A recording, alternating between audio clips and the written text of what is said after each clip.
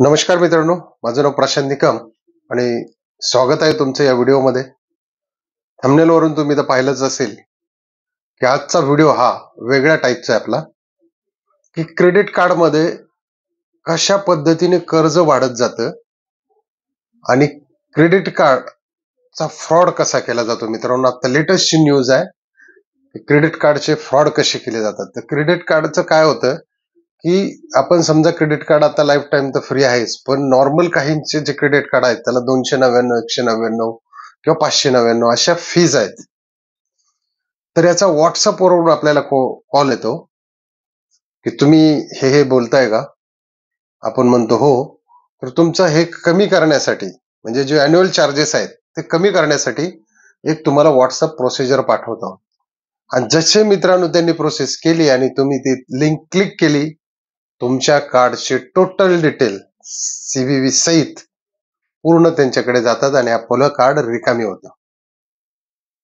पहिली गोष्ट. त्यासाठी काय करायचंय, आता समजा हे पहा, हे हे क्रेडिट कार्ड आहे, हे आरबीएलचं आहे किंवा हे कोटकचं आहे, हे एचडीएफसीचं आहे. तर मित्रांनो, काय करायचंय की याचे लिमिट आतमधून सेट करायचे. पहिली गोष्ट, की समजा तुम्हाला जर 1,00,000चं लिमिट असेल तर तुम्ही 10,000 5,000 पर्यंत सेट करू शकता. फार फार तर आपले 4-5 हजार रुपये नुकसान होऊ शकतं, फार पण. आणि दुसरं कसं, आता बँक आपण काय म्हणतो की क्रेडिट कार्डने पैसे तुमच्यावरती कर्ज होत जातं. होय मित्रांनो, खरंय. कारण का, आता समजा यापैकी कुठलंही आपण उदाहरणार्थ हे एचडीएफसीचं कार्ड घेऊया आपण.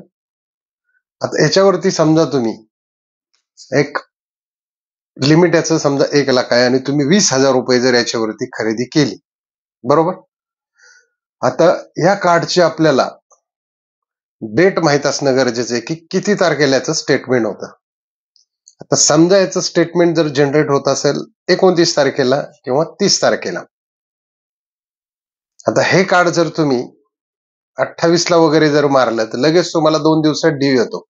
30 तारखेनंतर 15 तारखेपर्यंत तुम्हाला पैसे भरावे लागतात. 15 दिवसाचा पिरियड येतो.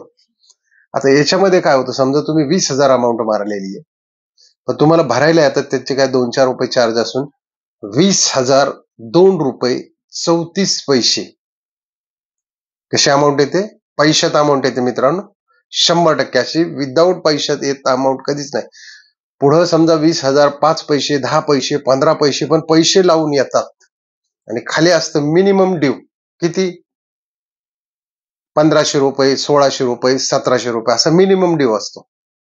आता मित्रांनो, तुम्हाला काय वाटतं की तुम्ही 20,000 रुपये क्रेडिट कार्डवरती मारलेले, तुम्ही जर तुम्ही बँकेत अकाउंटला गेले ऑनलाईन आणि 20,000 भरले, तुम्हाला काय वाटतं की मी पैसे भरले. बघा मित्रांनो, आता तुम्ही किती भरलेत, 20,000, पण वरती राहिलेत 10 पैसे 15 पैसे 5 पैसे, इव्हन मी म्हणतो 1 पैसा. त्या 1 पैशासाठी मित्रांनो तुम्हाला ती टोटल जे 1,500 1,500 1,600 जे व्याज आले ते पूर्ण तुमच्या अकाउंटवरती पडतं, 1 पैसा जरी भरला नाही तरी. त्याच्यामुळे नेहमी जर तुमचा ड्यू असा असेल 20,000 35 पैसे, तर 20,000 1 रुपया भरा, म्हणजे -65 पैसे आपल्या अकाउंटला असतात. हे अगदी ध्यानात ठेवायचं आहे. आता काय होतं, बऱ्याच जणांचे 4 5 6 कार्ड असतात. रोटेशन करत करत करत करत ते बऱ्याच वेळा ह्या गोष्टी विसरून जातात. मग काय होतं, 5-10 हजार एकदम सगळ्याच कार्डवरती येतात व्याज.